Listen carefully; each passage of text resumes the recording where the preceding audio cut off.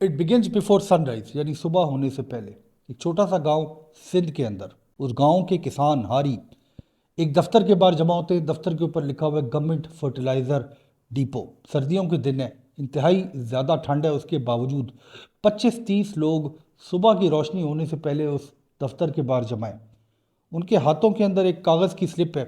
उस स्लिप के अंदर वो चांस है कि आज उनको फर्टिलाइज़र की, यूरिया की बोरी मिलेगी। सुबह 8 बजने से पहले वो जो लाइन है वो गांव की लेंथ को कवर कर लेती है, मगर 9 बजे तक डिपो के शटर अभी तक नहीं खुले। किसानों के अंदर सरगोशी शुरू हो जाती है कि शायद आज ट्रक नहीं आया। हजूम के अंदर टेंशन बढ़ जाती है। फिर एक हारी सुबह से इंतज़ार कर रहा है। कई घंटों के बाद वो गुस्से से मुक्का मारता है उस शटर को और कहता है कि बिजली महंगी थी, पेट्रोल महंगा था, आज खाद भी महंगी होगी, किसान जिंदा कैसे रहेगा। उसको कोई जवाब नहीं देता, क्योंकि शायद जवाब किसी के पास नहीं है। दूसरी तरफ बॉर्डर के उस पार इंडिया में वही सर्दियाँ। In the state of Maharashtra एक ट्रक फर्टिलाइजर से लदा हुआ एक गांव के करीब पहुंचता है। ट्रक के साथ पुलिस एस्कॉर्ट होती है। ट्रक के पीछे जो उस गांव के किसान होते हैं वो मोटरसाइकिल पे फॉलो कर रहे होते हैं। उनकी आंखें खाद की बोरियों पे टिकी हुई होती हैं। जैसे ही वो ट्रक गांव के अंदर कोऑपरेटिव के पास जाके खड़ा होता है, वहाँ पे जो क्राउड होता है वो मुश्तइल हो जाता है। एक दूसरे से खाद की बोरियों पे लड़ाई शुरू हो जाती है। पुलिस वाले कोशिश करते हैं कि क्राउड को डिस्पर्स करें, मगर कोई भी उनकी बात नहीं सुनता। दो मुल्क, टू नेशंस, दो क्राइसिस, एक सिस्टम जो दोनों को फेल कर रहा है। मेरा नाम इमरान है और मेरी सोच में खुशामदीद। आज की कहानी सिर्फ सियासत की नहीं है, ना करप्शन की कहानी है, ना मिसमैनेजमेंट की कहानी है। आज की कहानी उस बुनियादी इमारत की कहानी है, उस खामोश निज़ाम की कहानी है जो हर रोटी, हर दाने की किस्मत लिखता है। ये मेरी सोच की चौक पॉइंट सीरीज़ का दूसरा हिस्सा है। 6 कहानियाँ, 6 बुनियादी निज़ाम। समझने के लिए ज़रूरी है कि इन्हीं चौक पॉइंट्स पे मुल्कों की तकदीर, मेरी आपकी तकदीर के फैसले किए जाते हैं। Modern food does not grow from soil, it grows from chemistry. आज का जो मॉडर्न एग्रीकल्चर का निज़ाम है वो ज़मीन से ज़्यादा केमिस्ट्री पे चलता है। नाइट्रोजन, फॉस्फेट, पोटैश, ये 3 ऐसे केमिकल हैं जो पूरी दुनिया की ग्लोबल पॉपुलेशन का, तमाम ह्यूमैनिटी का फेट डिसाइड करते हैं। उनको हटा दीजिए और तमाम एग्रीकल्चर का निज़ाम कोलैप्स हो जाएगा। आप इन 3 केमिकल्स को अगर ग्लोबल सिस्टम से हटा देंगे तो पूरी दुनिया के अंदर भूख हो जाएगी, पूरी दुनिया के अंदर हंगर हो जाएगी। इन केमिकल्स के और आपकी खाने की प्लेट के दरमियान एक ऐसा चोक पॉइंट है जो इतना ताकतवर है, इतना खामोश है, इतना इनविजिबल है कि उसको पूरी दुनिया के लोग देखते नहीं है until it hits the farmer standing outside the locked shutter. Decades तक ये जो साउथ एशिया का इलाका है हमारा, इंडिया, पाकिस्तान, बांग्लादेश, हम एक एग्रीकल्चर इल्यूजन के अंदर रहते रहे। पाकिस्तान में हम ये अज्यूम करते थे कि जो खाद है, फर्टिलाइज़र है, वो हमेशा सस्ता रहेगा, चूँकि गैस सस्ती है, गैस हमारे पास वाफर बुनियाद पे। इंडिया में ये अज्यूम करते रहे कि फर्टिलाइज़र हमेशा अवेलेबल रहेगा, खाद हमेशा अवेलेबल रहेगी, क्योंकि जो हुकूमत ने कॉन्ट्रैक्ट्स किए हुए हैं इंतहाई ज़्यादा स्टेबल हैं। लोगों को इस बात का पता नहीं है, स्पेशली उन लोगों को जिनका तल्लक एग्रीकल्चर से नहीं है, कि nitrogen fertiliser is just natural gas in another form. यानी नाइट्रोजन फर्टिलाइज़र जो है वो वही गैस से बनता है जो आपके घरों के चूल्हे जलाती है। जब गैस महंगी हो जाती है ग्लोबली तो फर्टिलाइज़र महंगा हो जाता है लोकली। जब गैस एक्सपेंसिव हो जाती है, महंगी हो जाती है ग्लोबली, तो फार्मर डेस्परेट हो जाता है नेशनली। पाकिस्तान इस खाद के क्राइसिस के अंदर दाखिल हुआ विद स्ट्रक्चरल वीकनेस। एक फर्टिलाइज़र सिस्टम जो इंटायरली टाइड था डोमेस्टिक गैस के साथ, और वो गैस जो पाकिस्तान के अंदर हर साल कम होती जा रही थी। जैसे जैसे गैस की सप्लाई हर साल कम होती गई तो गवर्नमेंट स्क्रैम्बल होना शुरू हो गई। जब एलएनजी महंगी होती गई सारी दुनिया के अंदर तो प्रोडक्शंस भी कम होती गई।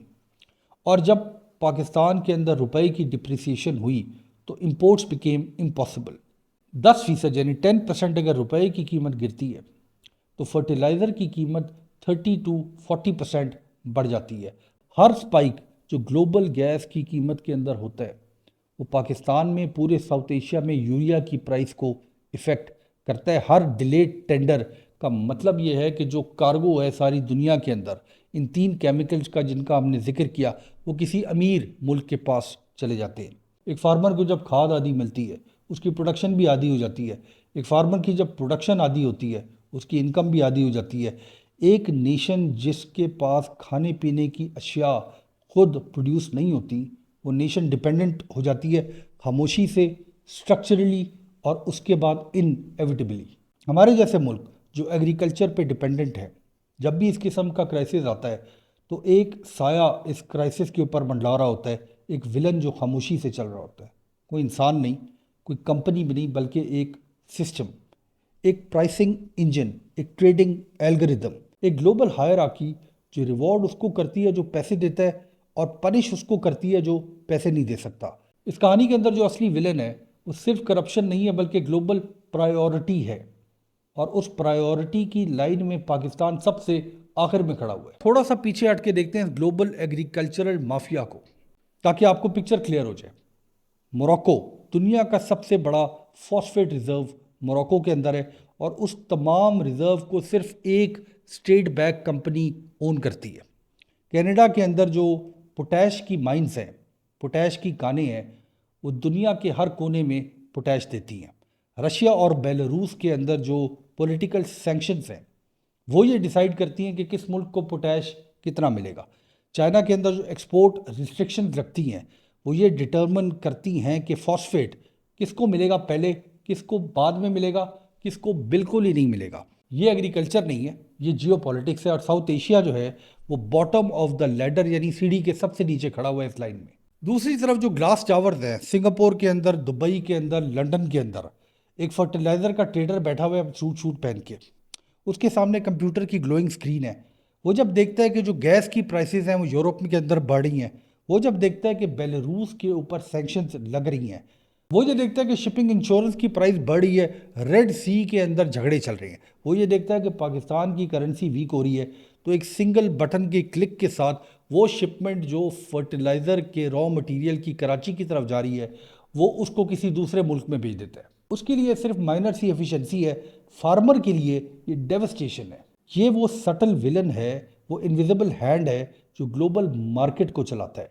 और इसका इफेक्ट ये होता है कि जो विनर्स हैं इसके अंदर वो एक तरफ खड़े हो जाते हैं, और जो लूजर्स हैं इसके अंदर यानी हमारे जैसे गरीब मुल्क जो इस सिस्टम के लूजर्स हैं वो दूसरी तरफ खड़े हो जाते हैं। हालिया कुछ सालों के अंदर इस ग्लोबल एग्रीकल्चरल माफिया के अंदर एक और शॉकवेव आई, और वो थी रशिया यूक्रेन वॉर।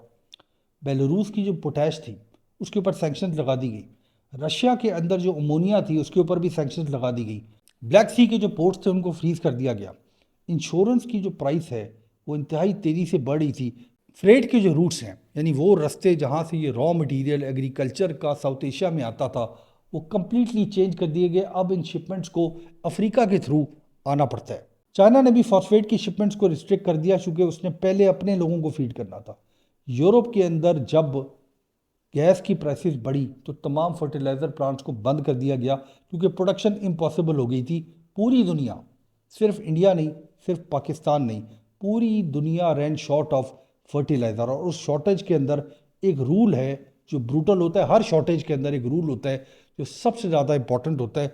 जो पैसे ज़्यादा देता है उसको चीज़ें मिलेंगी, जो पैसे नहीं दे सकता उसको कुछ भी नहीं मिलेगा। अब अपने खित्ते की तरफ देखते हैं। किसी को ब्लेम नहीं करते, किसी को प्रेज भी नहीं करते।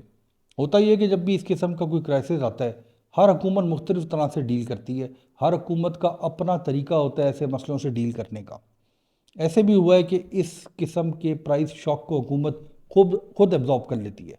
ऐसे भी होता है कि कुछ हुकूमतें फार्मर को कहती हैं कि अब हर चीज़ महंगी है, तो खाद की, यूरिया की प्राइसेस महंगी हैं, और फार्मर जब प्रोडक्शन उसकी महंगी हो जाती है तो लोग जब खाना लेते हैं, जब सब्जियां लेते हैं, जब आटा ख़रीदते हैं तो वो उनको बाज़ार से महंगा मिलता है। ये जो प्रॉब्लम है ये हर हुकूमत की, हर मुल्क की वनरेबिलिटी को एक्सपोज करके रख देता है। मगर जो बैकबोन है इस तमाम मसले की वो ग्लोबल सप्लाई चेन फ्रैक्चर है। और कई मुल्क जिनके पास पैसे नहीं होते, जो गरीब मुल्क होते हैं, वो इस किस्म के मसले को प्रॉपरली हैंडल नहीं कर सकते। अपने सिंध के किसान भाई की तरफ वापस चलते हैं। उस किसान भाई के पास जो ज़मीन है, अब उस पर डालने के लिए फर्टिलाइज़र आधा है जो उसने पिछले साल से बचाया हुआ था, उसको थोड़ा थोड़ा वो डालता है अपनी ज़मीन के ऊपर। जो फसल उगती है उसमें से वो अनइवन होती है, जो हार्वेस्ट होता है वो वीक होता है, और उसकी जो इनकम है, किसान की हारी की जो इनकम है वो आधी रह जाती है, उस पर जो कर्जा होता है वो बढ़ जाता है, उसकी फैमिली भूख का शिकार हो जाती है। यानी वो शख्स जो पूरे मुल्क के लिए खाना उगाता है, उसकी अपनी फैमिली भूखी रह जाती है। इस वजह से नहीं कि उसने मेहनत कम की होती है, इस वजह से कि उसके मुल्क के पास वो सप्लाईज नहीं होती, उसके मुल्क के पास इतने पैसे नहीं होते कि उसको खाद सही कीमत पे टाइम से मिले। और दूसरी तरफ हम आम लोग, अवाम मुल्क की, कराची में, लाहौर में जब आटे की कीमतें बढ़ती हैं, वेजिटेबल्स की, सब्जियों की कीमतें बढ़ जाती हैं, दूध की कीमतें बढ़ जाती हैं, एक मिडिल क्लास फैमिली को प्रेशर महसूस होना शुरू हो जाता है। वो ये सोचता है कि हम एक एग्रीकल्चरल कंट्री हैं, हमारे यहाँ ये जो खेती बाड़ी है, हमारे यहाँ जो फसल है, ये बहुत बड़ी तादाद में काश्त होती है, उसके बावजूद हर चीज़ महंगी क्यों है। ये वो लोग हैं, यानी मिडिल क्लास लोग या आम लोग इस पूरे मुल्क के या इस पूरे खित्ते के, जिन्होंने कभी शायद अपनी ज़िंदगी में किसी खाद की बोरी को देखा भी ना हो, मगर उसकी जो कीमत है वो हमारे एंड रिज़ल्ट को, हमारे महीने के आखिर में जो बजट है उसको इफ़ेक्ट कर रही होती है। फर्टिलाइज़र कोई फार्मिंग इशू नहीं है, ये एक नेशनल सर्वाइवल इशू है। इसको समझने की हम सबको ज़रूरत है, क्योंकि वन फर्टिलाइज़र फेल्स तो इन्फ्लेशन, अफरात ज़र बढ़ जाती है। वन इन्फ्लेशन राइजेज, यानी अफरात ज़र जब बढ़ती है तो मिडिल क्लास फेल हो जाती है। जब मिडिल क्लास फेल हो जाती है, फॉल कर जाती है, तो पॉलिटिकल स्टेबिलिटी मुल्कों के अंदर तबाह बर्बाद हो जाती है।